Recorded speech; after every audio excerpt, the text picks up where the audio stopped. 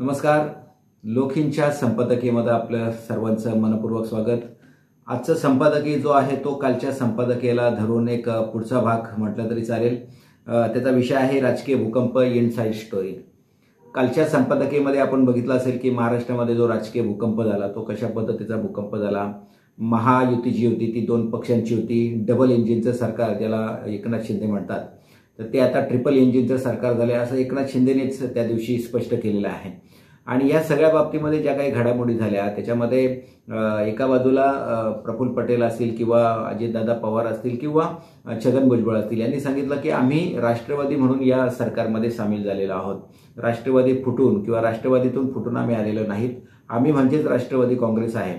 आणि त्याच्यामुळं हे जे सरकार आहे महाराष्ट्रामधलं हे सरकार शिवसेना, भारतीय जनता पार्टी आणि राष्ट्रवादीचा अशा पद्धतीची त्यांनी स्टेटमेंट दिली. त्याच्यानंतर शरद पवारांच्या काही स्टेटमेंट झाल्या त्याही सगळ्या आपण बघितल्या. मात्र कालचं संपादकीय करत असताना शेवटच्या भागामध्ये काही प्रश्न अधोरेखित झाले होते आणि त्या प्रश्नांची आपण चर्चा करणार होतो असंही मी शेवटच्या भागामध्ये म्हटलं होतं. त्यामध्ये नेमकं या राष्ट्रवादीच्या बाकीच्या आमदारांचं, राष्ट्रवादीच्या अजित पवार गटाच्या आमदारांचं काय होणार, अजित पवार यांची एंट्री या ठिकाणी महायुतीमध्ये झाल्यानंतर शिंदे गटाचं नेमकं काय होणार, शिंदे गटाच्या आमदारांचं काय होणार आणि शिंदे गटातील इच्छुक जे आमदार आहेत जे मंत्रिपदासाठी वाट लावून बसलेले आहेत त्यांचं नेमकं काय होणार. आणि मंत्रिपदाची संख्या कमी झाल्यामुळं, मंत्रिपदाची म्हणजे 9 मंत्रिपदं ही या ठिकाणी अजित पवारांच्या गटाला गेल्यामुळे ती पुन्हा मंत्रिपदं कमी झालेली आहेत. म्हणजे एकूण साधारणपणे 14 मंत्री या ठिकाणी करण्यात येणार होते. मात्र असं असताना त्यातलं 9 जर गेलेले आहेत तर उर्वरित मध्ये भारतीय जनता पार्टीचे किती होणार, अजितदादांच्या गटाचेही काही राज्यमंत्रीपदं मिळण्याची शक्यता आहे त्यांची किती होणार आणि शिंदे गटाचे किती होणार हा प्रश्न अधोरेखितच आहे आणि त्या प्रश्नाचं उत्तर आगामी काळामध्ये मिळेल. मात्र चलबिचल एक चांगल्या पद्धतीची सुरू झालेली या ठिकाणी दिसते. आणि दुसरी महत्त्वाची गोष्ट की अजित पवारांची एंट्री झाल्यानंतर महायुतीमध्ये कशा पद्धतीच्या घडामोडी घडतील याही बाबतीमध्ये आपण या ठिकाणी चर्चा करणार आहोत. आपण एक लक्षात घेतलं असेल की हे 2 पक्षाचं सरकार होतं, डबल इंजिनचं सरकार होतं आणि वारंवार म्हणजे ज्या दिवसापासून हे सरकार अस्तित्वात आल्यापासून आज मंत्रिमंडळ विस्तार होईल, उद्या होईल, परवा होईल अशा पद्धतीच्या वारंवार आपल्याला बातम्या येत होत्या. अधिवेशनाच्या आधी तर त्याच्यावर मोठ्या पद्धतीनं जोर धरला जात होता. मात्र अजूनपर्यंत त्याचा मंत्रिमंडळाचा विस्तार होत नव्हता. मात्र मंत्रिमंडळाचा विस्तार का रखडला होता याची कारणं जर आपण लक्षात घेतली तर जो काही महाभूकंप झाला राजकीय त्याच्यामुळेच हा मंत्रिमंडळ विस्तार रखडला होता हे मात्र त्या दिवशी स्पष्ट झालेलं आहे. आता या संदर्भामध्ये काही मंडळी जी आहेत ती मंडळी शिंदे गटाची की आम्ही मंत्रिमंडळामध्ये कुठल्याही परिस्थितीमध्ये येणार, अगदी भरतशेठ गोगावलेंनी तर वेगवेगळ्या पद्धतीच्या आपण भाषणं बघितली असेल की कुठल्याही परिस्थितीमध्ये पुढच्या अमुक दिवसामध्ये, पुढच्या तमुक दिवसामध्ये त्यानंतर जे अधिवेशन होणार आहे त्या अधिवेशनाच्या आधी मी 100% मंत्री होणार अशा पद्धतीचं त्यांनी स्टेटमेंट केलेलं होतं. आता अजित पवार यांच्यासह साधारणपणे 9 राष्ट्रवादीला मंत्रिपदं मिळाले आहेत. राष्ट्रवादी म्हणजे अजित पवारांचं गट.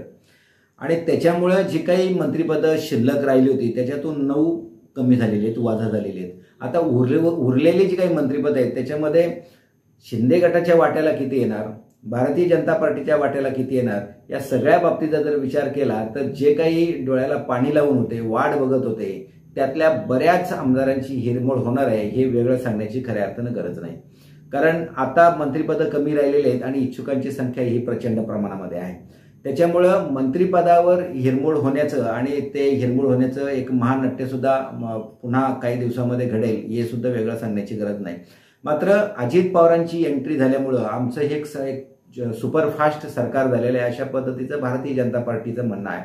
मात्र पाठीमागे जर आपण गेलो तर महाविकास आघाडीचं सरकार का पडलं, एकनाथ शिंदे आणि 40 आमदार भारतीय जनता पार्टीच्या सोबत का गेले हे जर आपण बघितलं तर त्या शिंदे गटाच्या जे काही स्टेटमेंट आहेत त्या स्टेटमेंट जर बघितल्या तर त्याच्यामध्ये आपल्या लक्षात येईल की हिंदुत्व शिवसेनेने सोडून दिलेलं आहे. काँग्रेस आणि राष्ट्रवादी काँग्रेसच्या नादाला लागून आपण वेगळ्या पद्धतीनं चाललेलो आहोत आणि हे कुठेतरी चुकीच्या पद्धतीनं होत आहे. आणि दुसरी महत्त्वाची गोष्ट की आमदारांना निधी देण्यामध्ये अजित पवार हे सापत्न वागणूक देतात. किंबहुना मुख्यमंत्री जरी शिवसेनेचा असेल तरी सगळंच सरकार हे राष्ट्रवादी चालवते अशा पद्धतीचा आरोप शिंदे गटाच्या आमदारांनी जाहीरपणे केलेला आहे। याच संदर्भामध्ये त्यांच्या एका प्रवक्त्याने तर स्पष्टपणे सांगितलं आहे की यदाकदाचित पुढच्या म्हणजे ज्यावेळी त्यांचं सरकार स्थापन झालं ते सरकार स्थापन झाल्यानंतर यदाकदाचित जर अजित पवार आमच्या मंत्रिमंडळामध्ये सामील व्हायला आले म्हणजे भारतीय जनता पार्टी आणि आमचं सरकार आहे आणि याच्यामध्ये भारतीय जनता पार्टीच्या सोबत येण्याचा जर त्यांनी प्रयत्न केला तर आम्ही सत्तेतून बाहेर पडू म्हणजे शिंदे गट सरकारमधून बाहेर पडेल म्हणजे एक वेळ ते आम्ही करू पण अजित पवारांच्या सोबत जाणार नाही अशाही पद्धतीच्या वल्गना केल्या होत्या।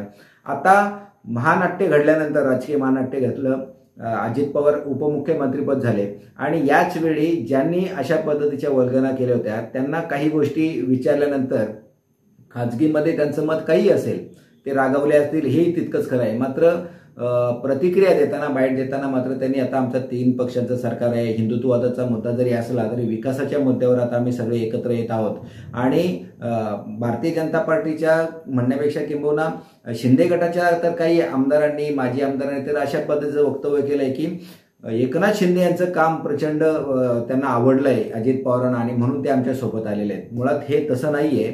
भारतीय जनता पार्टीच्या सोबत राष्ट्रवादी काँग्रेस गेलेली ही काही शिवसेनेच्या सोबत गेलेली नाही। त्याच्यामुळे वेगळ्या पद्धतीच्या स्टेटमेंट शिंदे गटाकडून जरी आल्या असल्या तरी त्या मात्र एक सावरून नेण्याचा किंवा कुठेतरी सावरण्याचं काम करण्याचं काम या माध्यमातून त्यांच्या बाईटच्या माध्यमातून होत आहे। मात्र प्रत्यक्षामध्ये भारतीय जनता पार्टीच्या सोबत राष्ट्रवादी काँग्रेस गेलेली आहे। खरं म्हणजे आणखीन सोशल मीडियावर आपल्याला नेहमीच एक प्रश्न पडतो किंवा किंबहुना टीका टिप्पणी होता असताना दिसते की मुख्यमंत्री शिंदे गटाचा उपमुख्यमंत्री राष्ट्रवादीचा आणि सरकार मात्र भारतीय जनता पार्टीचं। त्याच्यामुळं नेमका खरा आरसा कोण आहे किंवा खरा मुख्यमंत्री कोण आहे किंवा खरी मुख्य सूत्र कोणाच्या हातामध्ये हे पण वेगळं सांगण्याची गरज नाही।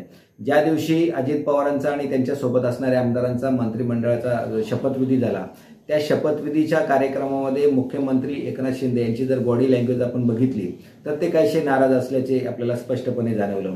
अनेकांनी तर भारतीय जनता पार्टीचे सुद्धा जसे गोपीचंद पडळकर हे वारंवार पवार घराण्यावर विशेषतः अजित पवारांवर आणि शरद पवारांवर वारंवार टीका करायचे। त्यांनी काल बारामतीला गेल्यानंतर त्यांना आधी अत्यंत सॉफ्ट पद्धतीचं त्यांनी भाषण केलेलं आहे। त्याच्यामुळं अजित पवारांवर आगपाखड करणारे मग ते भारतीय जनता पार्टीचे असतील किंबहुना शिंदे गटाचे असतील आता तेरी चूप मेरी चूप अशाच पद्धतीचं वागत आहेत। मात्र इनसाईड स्टोरी अशी आहे की हे सगळेच नाराज झाल्याचं चित्र स्पष्ट आहे। मात्र या सगळ्या बाबतीमध्ये जर आपण विचार केला तर भारतीय जनता पार्टीचं आमदार आणि शिंदे गटाचे आमदार यांची संख्या जर बघितली तर साधारणपणे 165 पर्यंत पोहोचते। असं असताना सुद्धा राष्ट्रवादी काँग्रेसला घेण्याचं कारण काय तर या बाबतीमध्ये कुठल्याही परिस्थितीमध्ये जी लोकसभेची निवडणूक येणार आहे या लोकसभेच्या निवडणुकीमध्ये एकूण देशाचा जर विचार केला तर महाराष्ट्र हे दुसरं राज्य आहे आणि यातून 48 खासदार जाणार आहेत आणि इथून चांगल्या पद्धतीचे खासदार जावेत ही भूमिका घेऊन या ठिकाणी फोडाफोडीचं राजकारण भारतीय जनता पार्टीच्या माध्यमातून केलेलं आहे।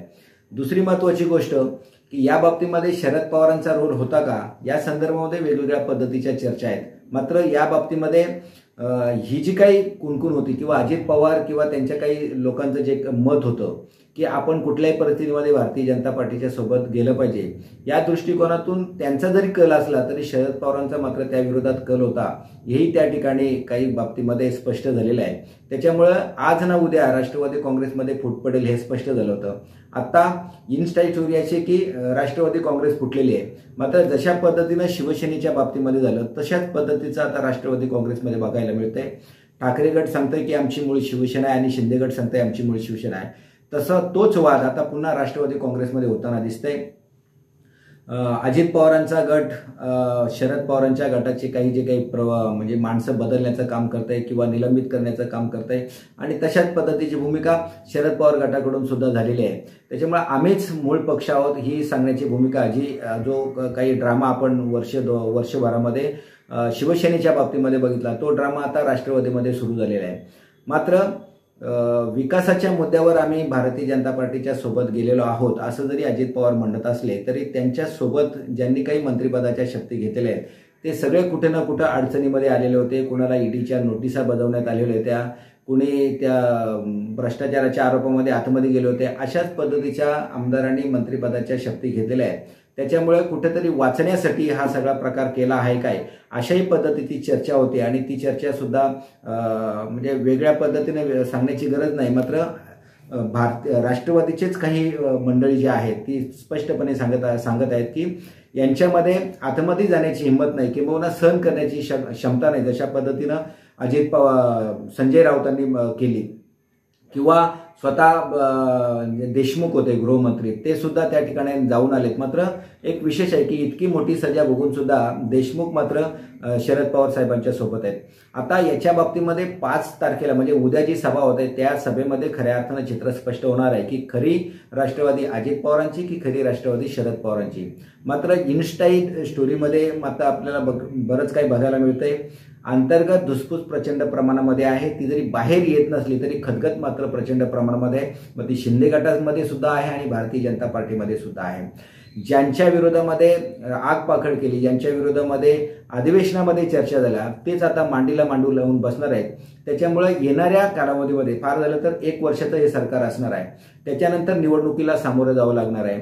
ज्यांच्या विरोधामध्ये मतं मागितली किंवा ज्यांच्या विरोधामध्ये जाऊन आपण आम्हाला मतं द्या, ते कशा पद्धतीचे वेगळ्या पद्धतीच्या विचारधारेचे आहेत किंवा भ्रष्टाचार आहेत, ह्या सगळ्या बाबतीमध्ये आता पुन्हा मग तो शिंदे गट असेल, भारतीय जनता पार्टी असेल किंवा अजित पवारांचा गट असेल, ही माणसं पुढच्या निवडणुकीमध्ये कशा पद्धतीनं निवडणुकीमध्ये जातील आणि मतं मागतील, हाही एक मोठा प्रश्न आहे. मात्र तुर्तास महायुती झालेली आहे आणि 3 पक्षांचं सरकार आलेलं आहे. महाविकास आघाडीचं पण पुन्हा काय होणार हाही मोठा प्रश्न आहे. मग त्याच्याही संदर्भामध्ये आता 6 तारखेला बैठक होणार आहे आणि 6 तारखेच्या बैठकीमध्ये महाविकास आघाडीमध्ये नेमकी कोण कोण असणार हेही आपल्याला त्यानंतरच स्पष्ट होईल. मात्र या महाविकास आघाडी महायुती झाल्यानंतर बरेच काही पुलाखालून पाणी गेलेलं आहे आणि त्याच्यामध्ये बरीचशी काही जी खतखत आहे ती खतखत हळूहळू आपल्याला बाहेर येईल आणि नेमकी या फुटीमागची इनसाईड स्टोरी काय आहे हे आपल्याला काही कालावधीमध्ये स्पष्ट होईल.